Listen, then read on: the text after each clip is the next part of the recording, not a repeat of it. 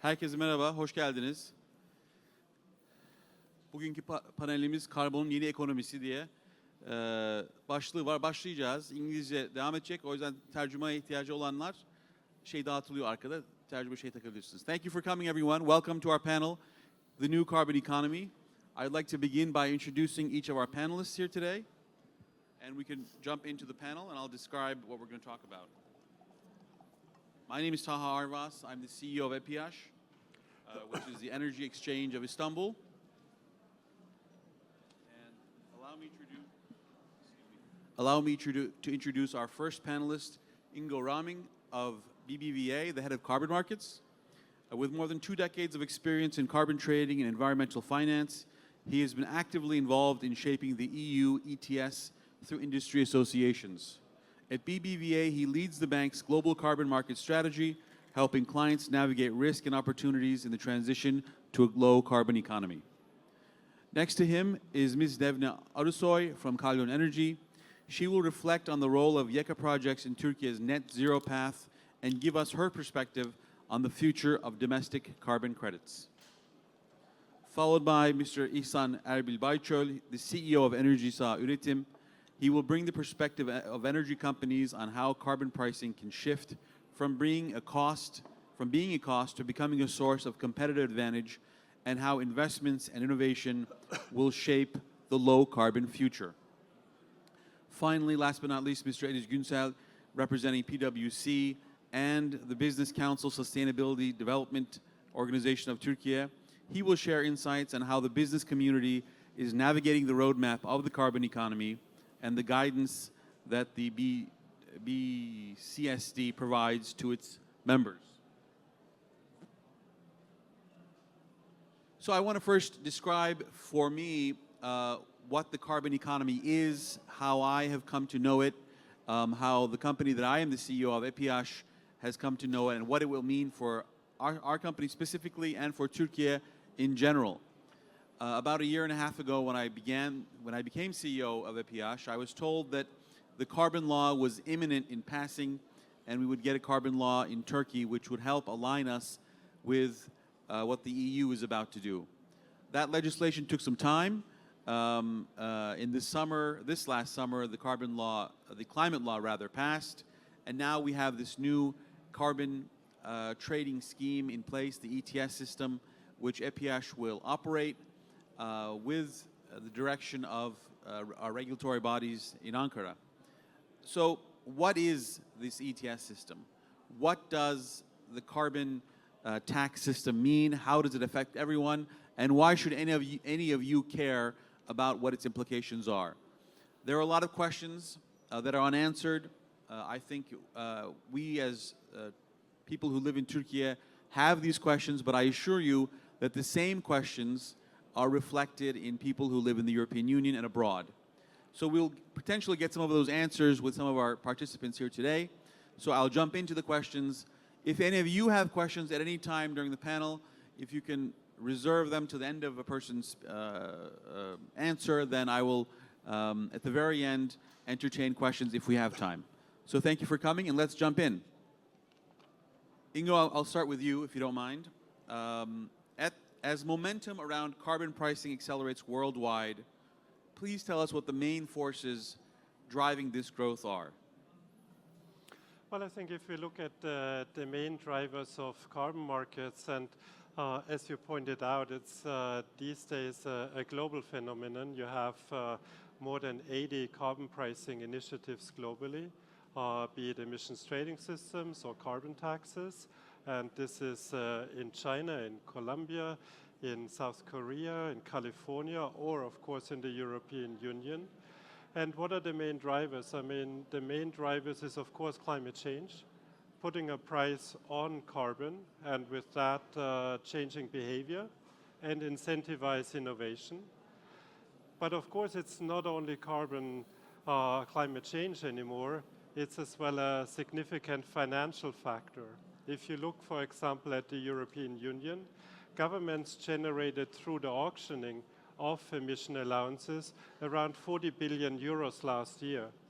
Globally, governments generate around $100 billion in revenues through carbon taxes and emissions trading systems. And so with that, that's of course a factor that makes carbon pricing more robust, because it's not only climate change, but it's as well the Minister of Finance revenues that governments generate through carbon pricing. And then, of course, there's trade. And that's, of course, a discussion that in Turkey is very lively on back of the CBAM, creating level playing fields for companies that are covered by emissions trading systems on that side. So therefore, you have these three main factors that are driving carbon pricing, not only climate change, but as well finance, revenues, and of course, trade. Thank you, Ingo, for that. Let me ask you a follow-up question before we move on. What should Turkish market participants expect realistically? What do you think that Turkish companies and your clients in general should expect as BBVA? Well, I think to expect or to prepare, and I always say, if you care, you prepare. So with that, of course, looking into what does the law actually say for the Turkish ETS? It's possibly similar to when we had discussions with companies in Europe in 2003, 2004, before the European emissions trading system started. So therefore, the most important factor is be aware of the law, really know what is the requirements for this kind of legislation that impacts you. How does it impact you? What exactly is the impact on this side? Then possibly an important point is as well the quantitative exposure. How big is it? How much does it matter to your bottom line? Because that ultimately drives then how serious do you manage those risks. If you are a very carbon intensive installation, then of course you will have a much more rigid risk management strategy compared to a company where the impact is very small compared to the bottom line on this point. And then if you have done all this, I think the important point is to define your risk management strategy. Typically very much related to how do you manage other risks, like FX, like commodities on this side, and then follow this procedure accordingly to that. Thank you for that. I think there are a lot of risks to be managed, and I think there are a lot of questions that have still been unanswered. So a lot of companies are looking for help in managing those risks, and I'm sure that leaves a lot of work for banks and for consultants, et cetera. So I think it's going to be a period of interesting developments. Thank you for that, Ingo. Let's move on to Defne Hanım. Defne Hanım, welcome to our panel. The Renewable Energy Development Projects, the YEKA project, so-called, developed under the Ministry of Energy and Natural Resources, have become a central program in Turkey's net zero journey in financing development and renewable energy. How do these projects contribute to investors in national and international carbon markets? And what more can be done to strengthen that contribution? Thank you, Taha Bey, for this great question. Yeah, it's okay now? Yeah, better now. Better. Thank you. Thank you for this great question. Actually, we are one of the main investors in solar and wind power plants. And YEKA projects are critical for the country and demonstrated a great increase in the capacity of the current renewable energy capacity of Turkey, which increased to 60%, more than 60%, as you might have already know. But when you refer to the contracts of YEKA projects, it is not clearly stated who these carbon credits will be owned by. However, the national determined contribution document of Turkey states that renewable energy projects are one of the specific instruments that will ensure us to reach net zero target of the country. Actually, we have to clearly decide on this. I mean, because there are other aspects. As you know, renewable energy projects can also use carbon credits as a gain economically. However, if these are stated that these cannot be done, these are part of the national determined contribution of the country, this is causing a double counting. So there are some challenges in this aspect, both contractually, economically, and considering the regulatory perspective. We have to somehow, I mean, as one of the biggest investors, we would like to be included in the decision mechanisms, actually. We already have the climate change law in place, and there are draft regulations ongoing at the moment. And we have contributed to these draft regulations. Let me explain you about our organizational structure. For example, Kalyon Energy is owned by 50% a local company, Kalyon Holding. I'm sure all Turkish people here will know Kalyon Holding. And also 50% owned by another shareholder, International Energy Holding Company from United Arab Emirates. So we have a shareholder structure. I'm sure other renewable energy investor companies have such organizational structures also. So this is a question mark at the moment. If the investors coming to our country invest in renewable energy projects, will this be evaluated under their net zero programs or under Turkey's net zero programs? These has to be all considered, and we think this has to be arranged within the regulations. When we look at the regulations at the moment, yes, much more items are focused at the moment, of course, emission trading system, because economically, of course, we will be maybe, let's say, damaged or affected from that system. So much more focus is on it, but there is an economical benefit potential in this voluntary carbon markets. So I think we also have to start preparing the categorization, classification mechanisms, how we will consider, for example, these YECA projects. Maybe there can be a categorization or classification system organized by the government, but not only the Ministry of Energy maybe. As you know, by the climate change law, there will be a designated authority, and in this designated authority, there will be different ministries involved. Actually, from the beginning of 2024, we have been discussing this issue. I had attended tens of meetings with different ministries who will be included in this designated authority. I mean, if even the tax naming structure has to be established, because at the moment we do not know what will be the number of that tax. You know, we have the tax number given at the border, so it is not also defined at the moment.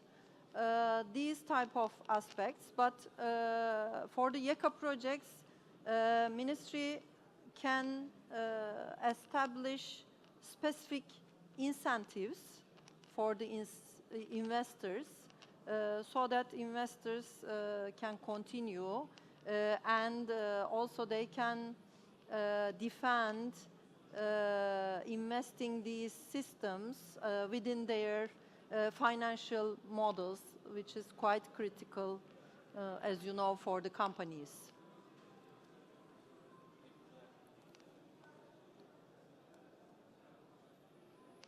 Hello. Yeah. Thank you for that. For those comments, Defne Hanım. That was very insightful. Let's move on to İhsan Bey. İhsan Bey, carbon regulations, as we discussed, are now coming into play. We haven't yet shifted, companies haven't yet shifted to low carbon production. Many companies haven't shifted to low carbon production, but they will be forced to with this coming wave of additional costs that they need to incur. Turkey is at the same time simultaneously seeing growth in renewable energy, and carbon itself is turning into a financial asset. As Defne Hanım was just talking about, this market we're talking about not only involves the Ministry of Energy, but also involves the Treasury, as well as the Climate Change Ministry. From your perspective, how can energy companies move from seeing carbon pricing as a cost over to seeing it as a competitive advantage? Tabii. And first of all, herkese enerji üretim adına saygıları sunarak başlıyorum. Many thanks for you also for giving us the opportunity to share our perceptions related to carbon and related elements. First of all, I would like to underline one of your sharing. When you were also trying to shape your question, you just mentioned it as an asset. That is going to be the very critical element, how we are going to properly prepare ourselves as the entire ecosystem. If you will be looking at it as an element of cost, then it will deviate us to properly establish the real foundation that will make us competitive in this world. Not only limited to Turkey, but also our interfaces with the entire world. We should be looking at it as an asset and then try to see the opportunities that will help us to become competitive. Turkey had achieved a significant step forward to introduce the renewable assets into the generation portfolio of the country itself. Right now, on certain days, we are able to generate more than half of our consumption via renewable assets. And at the same time, we know that we had still not utilized our wind potential. We still had not utilized our solar potential. To give maybe certain numbers to make it more concrete, our solar installed capacity barely increased north of 20 gigawatt, but Germany does already have 80 gigawatt installed capacity. And normally people from Germany do fly to Turkey to see the sunshine, right? So we had still not utilized our wind capacity and solar capacity. In addition, when Germany and others had been executing those renewable projects, they were heavily spending much higher capexes that we are experiencing right now. So that's also another opportunity. That transition and transformation is a significant step. At the same time, not only with the energy market players, including the industry market players, we should not be selecting the route to scare the industry players by the costs that are going to be reimbursed to them related to carbon. We should be, on the contrary, encouraging them that the generation companies could work hands in hands with them to make them more competitive. Turkey could easily convert many of the industry companies to net zero companies, and that's what we should be aiming for. Enerji Üretim is also heavily investing in the wind assets now via YEKA projects, as you have mentioned. More than half of our generation capacity is already via renewable assets, and we will continue to do so. We do have the ambition to grow. Also, the National Energy Plan is also published accordingly. In a decade time period, Turkey is aiming to triple or quadruple its renewable installed capacity. So all elements are available. We should be establishing the proper strategy and then make the execution of it as an art, which will make us competitive, not only in the energy world, but also in the entire ecosystem that will be having touch base related to carbon elements. Thank you, Ediz Bey, for your comments. Excuse me. Thank you, İhsan Bey, for your comments. Now let me go on to Ediz Bey. If you want, I'm going to come back in a few minutes after the first round to ask the two panelists in the middle who are known in Turkey for their blockbuster renewable energy plants and projects about what you think about recent, how shall I put this, recent negative comments about renewable energy especially from the United States and the leadership there. So think about that. Well, in a few minutes, I'll come back to you on that. But in the meantime, let me go back to Ediz Bey. Ediz Bey, you, in your PricewaterhouseCoopers hat, have a lot of clients that you're serving. I'm sure many of them are experiencing sleepless nights and thinking, what happens while everyone is having a great New Year's Eve? They're thinking, what's going to happen tomorrow morning? When I wake up on January 1st, a new EU will be bordering Turkey. And with this border at Turkey for this new European Union and potential clients of exporters of Turkey, what should they be thinking about between now and then? How should they be preparing themselves? And what strengths and opportunities do you see potentially in this new world? Sure. First of all, I'd like to salute the audience and many thanks for inviting me here. I got actually two hats on. One as a PwC partner, as you well mentioned, which I spent over my 30 years with the firm, and another 14 years, which is my career with the BCST. I'm the chairperson for BCST. And with both hands, I'm engaged to sustainability, which keeps me awake at nights, I should, as well as clients. Because we are not far away from the European border. Actually, we are in the European border. And 42% of our trade is basically to European Union, which is a massive trade. And it is fast approaching the CBAM deadline.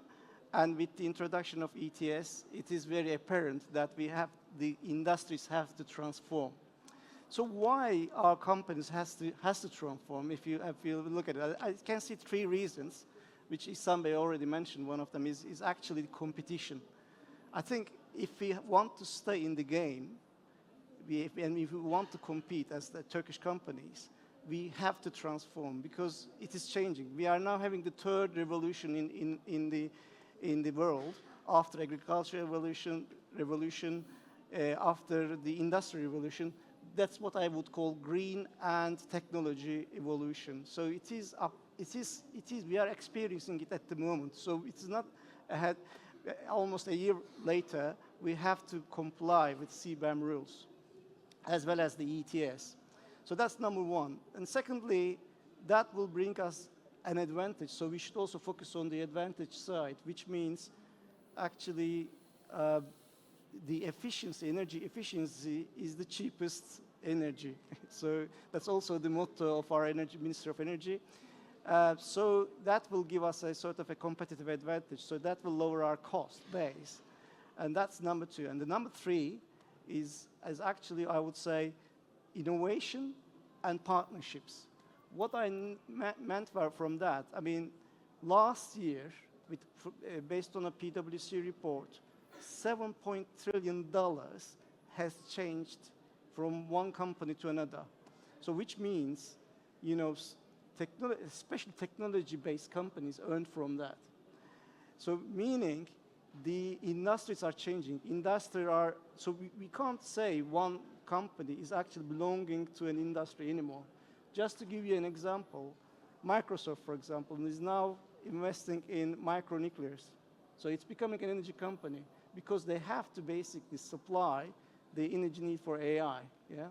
So I think at the end of the day, we have to change. Plus, we have to use, I mean, for the energy efficiency, AI, although it's criticized because of the use of the energy consumption, but when you look, it is expected that 5 to 10% energy efficiency is expected from AI. And there is around $20 trillion economy size expected from AI-based technologies. So how ready we are, if you look at our, where we are at the moment. So if you have a snapshot, if you allow me, I would like to just refer to our maturity analysis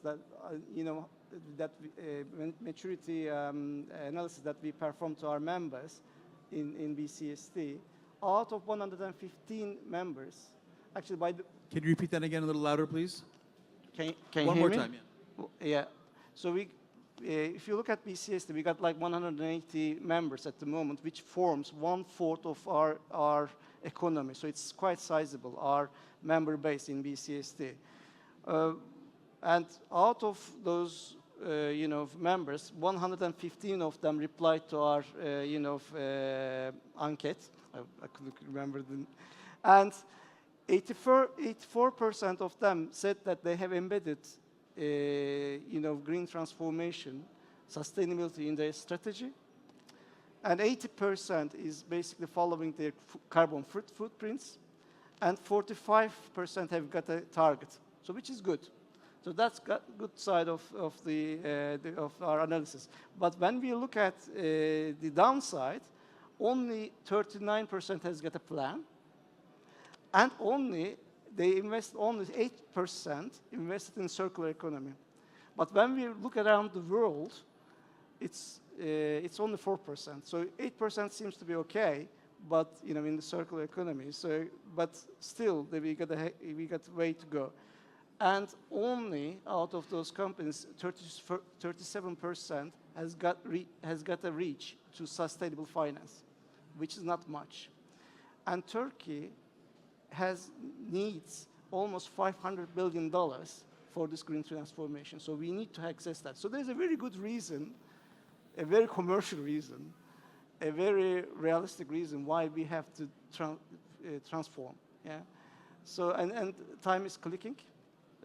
We don't have much time. I'm sure our colleague, would basically state this fact. So if we want to carry on our trade with the European Union, and if we want to be a player in the marketplace, we have to change. What percentage did you say only have a plan? You say Say it again. You said 8% have a plan, or I would say no.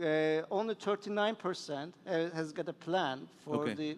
So they put a plan in place, and 8% is for the circular economy, and 37% is the access to the finance. Yeah. So 60% don't have a plan. True. Is the is the more pessimistic way. True. There's this thing that keeps popping up on my For You feed on my social media, and it says a goal without a plan is merely a wish. I don't know if anyone else has seen this, but it keeps coming up. It's a reminder. So if you don't have a plan, then this goal is not going to come to fruition, unfortunately. With that, I think we'll come back to our first panelist, Ingo. So if a goal without a plan is merely a wish, what are the implications for Turkish companies and for broader European companies as we go into this new CBAM era? How should they be planning for this, and what does it mean for the future of production in Turkey and abroad? Well, I think let's take a step back and why was the CBAM introduced? Because the European Emissions Trading System exists since 20 years, 2005. So why now from 2026 onwards we have the CBAM? The background is basically if you look at the cap in the European Union, it gets smaller and smaller, and with that it's of course more difficult to divide between free allocation to industry and on the other side, auctioning revenues for governments. And with that, there had to be a decision made on this side, taking into account that there's less allowances available. How can we create a level playing field for European industries as carbon prices are increasing, not to 5 to 10 euros anymore as during 2012 to 2020 or 2017. And of course, the carbon costs are increasing because there's less free allocation. From that perspective, to introduce a level playing field on this side, the CBAM was introduced. So what does it mean now for companies? Of course, the first challenge is to measure and provide the data, which is of course a difficult task. On the one side for industry, for installations, to provide this information. But then, of course, if you look into the laws, how can you make it efficient, effective, without too much bureaucracy? But then, on the other side, how can you transform the benchmarks for installations, for power plants, for steel plants, for cement plants in Europe, to a product benchmark, which is basically the CBAM. So therefore, this is, of course, a lot of challenges for that side. And unfortunate for Europe, there's no copy-paste because it's the first time for European governments to introduce something like that. What does it mean for companies? I mean, for companies and industrial installation inside Europe, it means there's less and less free allocation. Therefore, companies have to manage their risks better. What does it mean for companies outside of Europe that plan to import into Europe? Is that carbon has a price through the CBAM on this side, and therefore changes of behavior, incentivization to reduce the CO2 footprint in the respective products, so therefore increasing efficiency, incentivizing innovation on this side. So that's possibly the positive side on this side. And then, of course, managing the exposure. Obviously, the actual exposure is to the importer, but of course it will be taken into account when a product is priced compared to the other products in Europe or somewhere else in the world, and therefore reducing the carbon intensity of products, and secondly, managing carbon price risks similar to installations in Europe. It seems like there's going to be a lot of work, a lot of extra homework for companies who know nothing about this environment. I am always skeptical of bureaucracy and regulation. It seems like it's going to be difficult for a lot of companies, both in Turkey and abroad. But I guess you're going to have a lot of work cut out for you in advising clients how to navigate these waters. Yes, of course. Right. Thank you for the comments. Defne Hanım, let's get back to you. The climate law took a long time to get passed. We were anxiously awaiting its passing.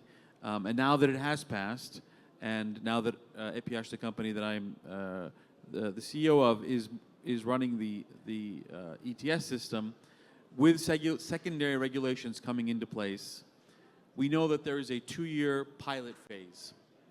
Domestic carbon credits could partly count towards compliance in the draft design.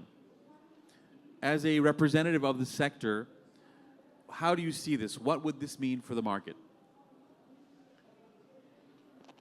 Yeah, as a renewable energy investment company, we have actually at the moment in our Turkey's largest solar power plant, we have completed the credit validation verification process of our solar power plant from one of the standardization bodies. But actually, as you mentioned, the climate law in place just recently, and there are still lots of things to be done. There are draft regulations, and we couldn't, I mean, it's about 2.9 million tons of CO2 equivalent. However, as I mentioned in the previous question, since this is a YEKA project, we couldn't actually, without having a letter of authorization, for example, we couldn't get the benefit, economical value of it. When I and my team checked the, let's say, recent prices in the stock market, I mean, there is no optimistic results coming out of those actually. However, when you refer to the World Bank's reports, we can easily see that there's an increase, there's a big shift. You mentioned that, okay, USA is demonstrating different behavior, but when you look globally, there's another behavior, because in 2024, there were 70 carbon credited mechanisms or tax or ETS-like systems. It's now 80. It's increasing, actually, because everybody is trying to use that economic benefit from those mechanisms. But in Turkey, we need to, I mean, even in compliance part or in voluntary markets, it doesn't matter. We need to set a proper system giving hand in hand both authorities, government bodies like you, EPH, TSE, who will prepare the turquoise standard, as you know. We have to set the rules clearly which can fit globally. So then Turkey will make the benefit. Considering the ETS system, yes, there will be a pilot phase from 2026 to 27. But there might be global opportunities. We can make use of it. But considering the regulatory perspective, we need to clearly set the rules actually all together. How? For example, we constructed our solar power plant in a degraded land. But at the moment, with the microclimatic effect of these solar panels, there is now habitat restoration under these panels. So beginning from 2023, we have grazed 100,000 sheep under these panels. There's a win-win. This aspect is important because these type of aspects, mainly sustainability, can be used one of the categories to decide on the value of carbon credit, actually. Some of the carbon standards in the sector does this, actually, at the moment. So this is quite important. We have been discussing this with Ministry of Agriculture. So there is a big opportunity at the moment there. And we are developing a project, ongoing a project with Istanbul Technical University and some other partner universities named AgriNexus. So this will be surging the facts why we measure these behaviors. Then actually we also discussed this in COP last year. There might be a benefit if we use this in that way. I mean, carbon sink can be an opportunity if we use, I mean, scientifically, if we evaluate and identify the required restoration elements properly, we can use this also a restoration opportunity as well. So, I mean, this is not only a renewable energy investment, there might be some other aspects considering where you are investing. The location is quite critical, actually. So coming to US back again, okay, they are leaving. They say they are leaving. Are they But I really mean, leaving? Yeah. Yeah, I'm not sure. Yeah, I agree with that. I want to get back to one thing you just said, which I thought was amazing. You said, and correct me if I'm wrong, that the solar plant that you guys are running has allowed for the restoration of enough land under the solar panels that 100,000 sheep graze there? Yeah, beginning from 2023 Wow. up to this year. And this will be searched by the universities at the moment.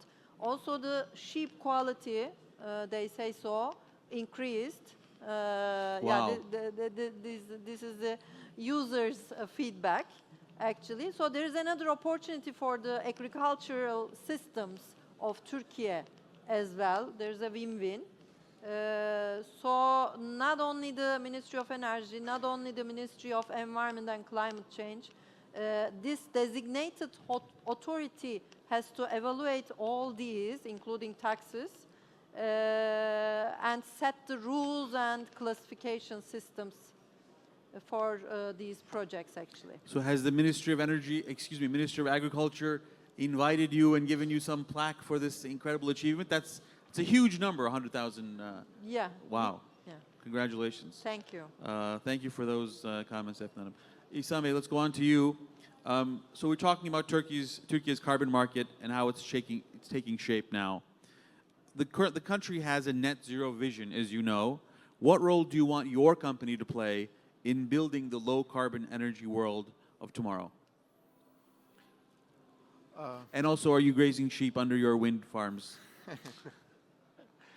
In addition to, not to repeat the same concept, I would like to mention just to elaborate more on the potential benefits of the solar panels. Enerjisa Üretim is also heavily investing on the agrivoltaic concept. Elevated solar panels, and underneath, the agricultural activities do continue. And with the solar benefit of the solar panels, you can properly manage the humidity of the solar.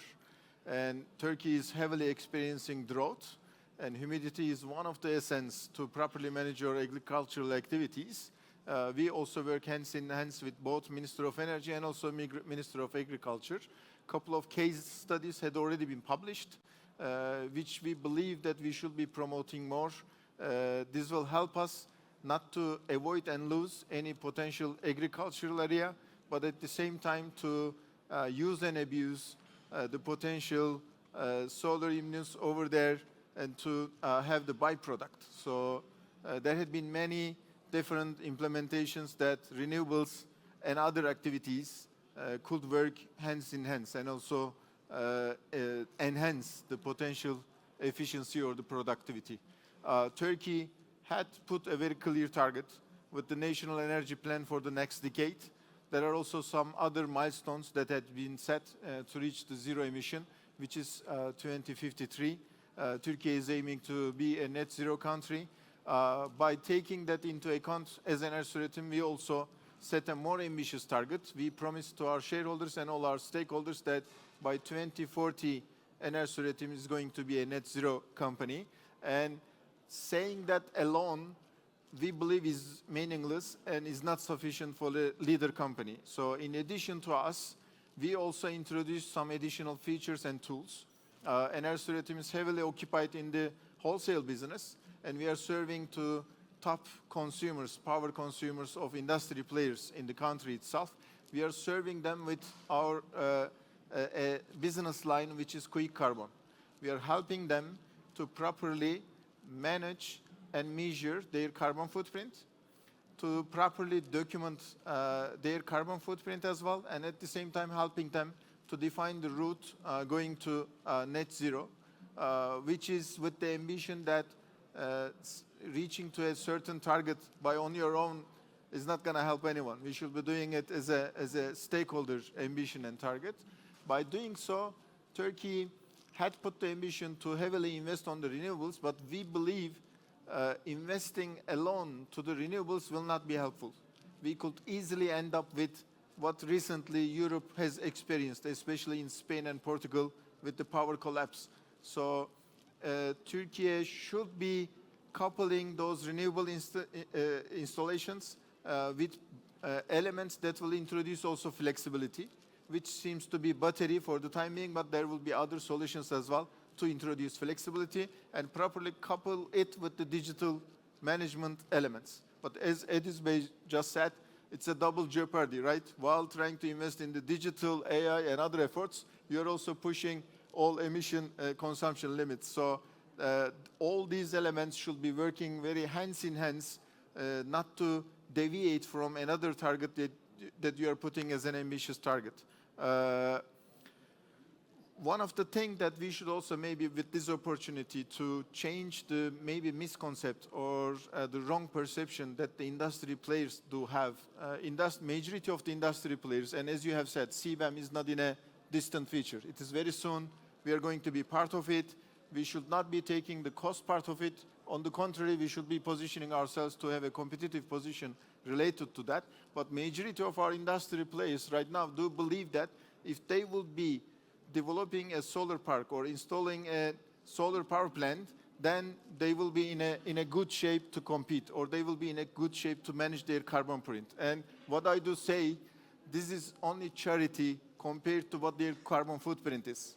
And charity is not going to pave you the way to the heaven. It's not enough. We should be doing more than that. And that's why industry companies and the power companies should be working hands in hands while developing our almost 2 gigawatt wind installations and developments.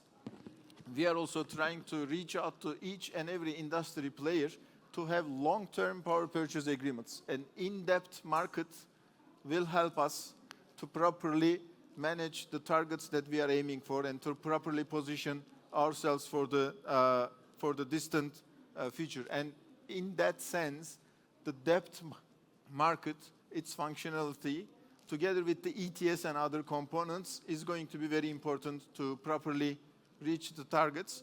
As of today, we are managing 4.2 gigawatt of installed capacity, a diversified portfolio consisting of 5 different technologies. We are, in 90 days, will be surpassing 1 gigawatt wind installed capacity threshold. We are the biggest hydro fleet owner in the country, but this is not enough for us. We would like to continue on the renewable assets. We had been successful in the YEKA 2024 wind tenders for another 750 megawatt wind parks. In a year or two, we will be executing those as well. And we still have the hunger to do more, but not only on the renewables, we have the hunger to couple those with the proper digital infrastructure and also with the flexibilities.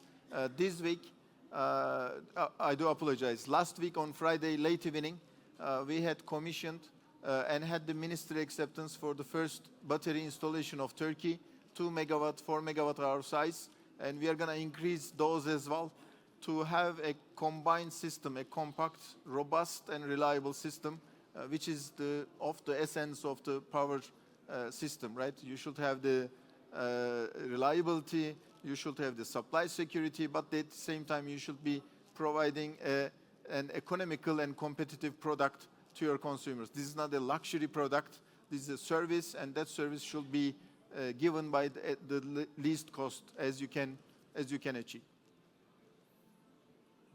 Wow, thank you, Zami. A lot to unpack there. Let me ask another question before we move on. AI is supposed to triple the energy consumption in the next 2 decades, is what they're saying. I remember, if you are as old as I am, you remember in the mid-90s, I remember, I think it was Friedman who said, the internet is exaggerated and it will be as important as the fax machine, or something to that effect. So I don't want to underestimate the value of AI, lest I be in the same category. How are you, and then I'll also get back to you, Defne, how are you as producers of energy preparing for this tripling of energy demand in the near future? And will this tripling of demand force fossil fuel usage of energy production to also increase? How will this be a net positive for renewable energy, or won't it be? Tabe, instead of giving a generic example, let me go directly to a concrete example. We do operate Bandırma 1 and Bandırma 2 power plants. One is running with 59% efficiency and the other one is 60% efficiency. These are the gas-fired power plants. With their flexibility, they are also assuring the renewables to operate. On the absence of Bandırma 1 and Bandırma 2, with their ramp-up and ramp-down capability, we will not be able to accept the generation from the renewable assets. Since they are adjacent to Istanbul, which is the power sink, they are very critical to have the supply security in Istanbul and the nearby region as well. To give you an example, Bandırma 2 power plant can, from 0 megawatt to 600 megawatt to base load, we can do that in 26 minutes, 28 minutes, or 32 minutes, depending on the quality of your operator, the experience, capabilities, so on and so forth, okay? But with AI, we can guarantee that it will always be in 26 minutes. And 26 minutes versus 32 minutes is a very important element of efficiency. It's a very important element of management of frequency. So AI is really going to help us on the route to the targets, reaching the targets that we are aiming for. But at the same time, a ballpark calculation does tell us that if I may search Google, or if I make Google Glass in Google, it's going to consume 1 unit of electricity. But if I will be asking this to ChatGPT or different platform, 10 times of what Google search is consuming. So the efficiency is not properly in place for the AI tools, but it's also going to be. It's a work in progress. And this is definitely going to be converted to higher energy consumption, at least in the midterm horizon, which we are supposed to manage properly. Defne Hanım, do you want to add on to that? Yeah, actually, to add on this, I would like to mention about the transmission lines. Yeah, please. Because considering all these renewable energy facilities, transmission lines has to be sufficient. Unfortunately, in our country, yes, we did lots of. In any country. Yeah, in any country. Also, I worked in Africa. I mean, it was. So that's the same in Turkey, and World Bank also is providing support at the moment for enhancing these systems, actually. So this is also quite critical, as we remember the incident happened during summer. Transmission lines are also quite critical, and the modernization of these systems, of course, because we are installing new systems, modern systems, innovative systems, but transmission lines has to be sufficient. That's something I've heard for many years at every conference, with not a lot of developments globally. So hopefully we get lucky with battery storage. Otherwise, we're going to hit a bottleneck there. Thank you for that, Defne Hanım. Let's go on to Ediz Bey. Now, moving from the PricewaterhouseCoopers hat to the Business Council for Sustainability Development hat, Ediz Bey, can you tell us a little bit about how you're guiding your members through this transition? We talked about all these topics, all this information. İhsan Bey came up with some interesting, I wasn't expecting it, that AI helps increase efficiency for operators. That's great news. And can you tell us how you have guided them, and maybe give us some examples of how you've supported them in some projects maybe, so that we can have some optimism in leaving this panel today? How many hours we got? Good. If we have that many, that's great news. We are actually celebrating our 20th year in Turkey, and our member bases keep on increasing. And our focus is basically helping them in their sustainable development, in their green transformation. And we got our strength, because I see BCSD as a platform, and our strength is coming from our members, our connection to ministries, the government agencies, and also the academia. So we are connecting in this platform all those three to find solutions, to make policies, etc. So we had plenty of projects, but they are focused on 4 categories. One of them is basically product and materials circularity, the first one. The second one is agriculture and food. Third one is financial products and services, sustainable, obviously, finance, and circularity in value chain. So the value chain transformation, basically. So those 4 categories, and all those 4 categories has to basically touch to either to decarbonization, to be natural positive, and eliminating of inequalities in the workplace. So I'll give you a few examples, because there are plenty, but one of them is, for example, where we connect startups, this project is called Sector Connect, with the sector lead companies, where basically startups are bringing along ideas and some plans on how they can how they can help the companies in different sectors in the transformation. We had 2 waves so far, and we are basically matching those companies together, so to help their transformation. Secondly, the other one is called Yeni Bir Lider Genç Etki Programı. This is young. What's it called? Yeni Bir Lider Genç Etki Programı, which is actually the young, focused on the young, students who are still studying in the universities, but they are top brains, I would say, top students. There are 21 of them. Actually, what we do, we ask students to get together with the companies to work on their problem, how they can in this transformation journey, and they come up with solutions. And if the companies like the solutions, they hire them or propose them internship. So that's and we worked this together with Endeavor. And the other one I can give you, for example, for small and medium-sized companies is sustainable transformation guideline. And this is like a 101 start, this is the first basic step, how they can transform their business, especially focused on small and medium-sized companies, because I very much value that, simply because COBIs, small, medium entities, do not have reach to sustainable finance, and they don't have the awareness how they can create bankable projects. So aside to that, with respect to energy, almost a decade ago, we launched a program in cooperation with the Minister of Energy at the time, for the energy efficiency in buildings, because buildings energy consumption, I think, forms like 30 to 40% of all total energy consumption, and almost 50 CEOs signed up a declaration that they commit for the energy they will reduce, which they did actually. Secondly, we are recently focusing on webinars on the renewable energy. So we are trying to create awareness on how they can transform their business with best practice examples. So there are webinar series. The last one I will give, which we are still working on, is on the AI side, how we match the energy consumption reduction with AI.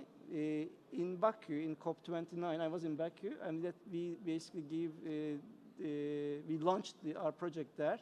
We worked with Türkiye Bilişim Vakfı, as well as Vector Institute, which is an institute based in Canada, who has got experts in AI.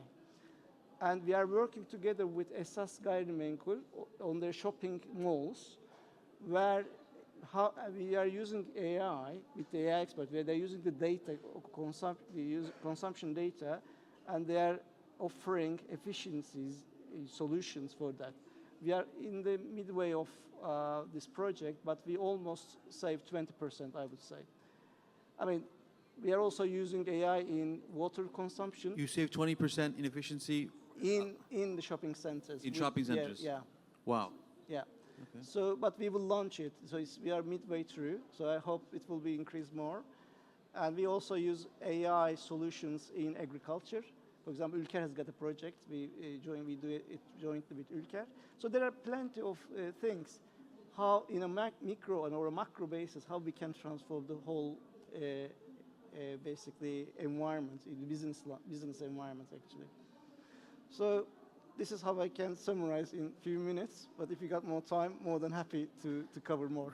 Thank you, Edis Bey. I think that's a great response. I think we have maybe time for 2 or 3 questions. Do we have time for 2 or 3 questions? Yeah, would anyone have any questions for any of the panelists? You have this esteemed group of people together. Herhangi bir sorunuz varsa panelistlerimize lütfen sorabilirsiniz. Çok böyle kıymetli insanlar bir arada bulmak çok zor. O yüzden varsa sorunuz, herhangi bir soru alabiliriz. Biraz vaktimiz var. Var mı herhangi birisi sormak isteyen? Demek tüm sorulara cevap vermişiz. Güzel bir haber. Would anyone like to add anything to conclude our panel? Yes, please. Can I just add one thing? I just want to probably you're aware, but Turkey is the first adopter of international sustainable standards, reporting standards in the world.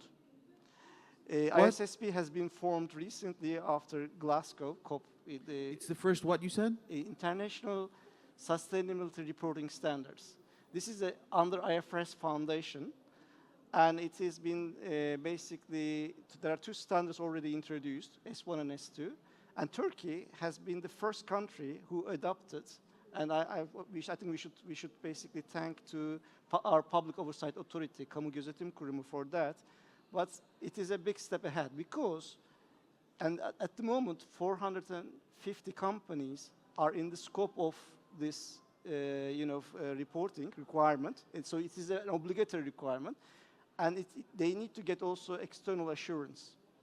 So I very much value that because it's not only reporting, because reporting is the end product. Because what you basically think about when you do the reporting, You have to basically talk about your strategy, how you're going to transform. You have to talk about your risks and opportunities. You have to talk about your metrics and targets. And you have to talk about your governance. And you have to also talk about how the climate change will have an impact, financial impact, going forward. So that's very much important, so to be in the scope. Obviously, those are 450 companies, are large companies, but it's very valuable. Australia and Brazil are going to be the next two countries who are going to be adopting it formally, and the rest at the moment is voluntary. But given the fact that majority of the world adopts IFRS as a financial reporting standard, and this is going to be basically covering the majority of countries, this doesn't contradict much with actually ESRS in Europe. There are few different, but it is very important. I think it's a big step for Turkey.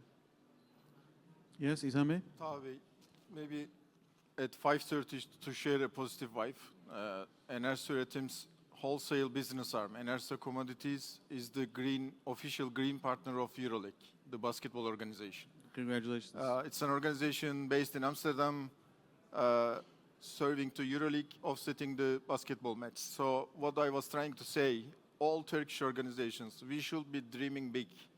Turkey could easily become a solution partner of this ambition to reach the net zero emissions. We have the people potential, we have the economical potential. So today EuroLeague, why not tomorrow NBA? We should be dreaming big and we should be aiming to achieve that.